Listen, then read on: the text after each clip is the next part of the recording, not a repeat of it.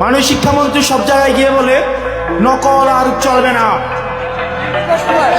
2026-এর শিক্ষার্থীরা আপনাদেরকে দেখিয়ে দিচ্ছে এই স্ট্যান্ডবাজি আর বাংলাদেশে চলবে না।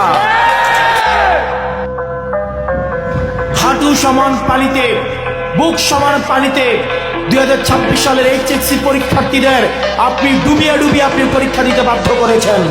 আপনারা একবার দুঃখ প্রকাশের প্রয়োজন বোধ করলেন না, বরং এই শিক্ষার্থীদেরকে আপনারা বলছেন মাদকাসক্ত। শিক্ষামন্ত্রী, আপনি যাদেরকে ফার্মের মুরগি বলছেন, এই ফার্মের মুরগিরা রাস্তায় এসেছে বলে আজকে শিক্ষামন্ত্রী হয়েছেন। এই ফার্মের মুরগিরা রাস্তায় নেমে এসছে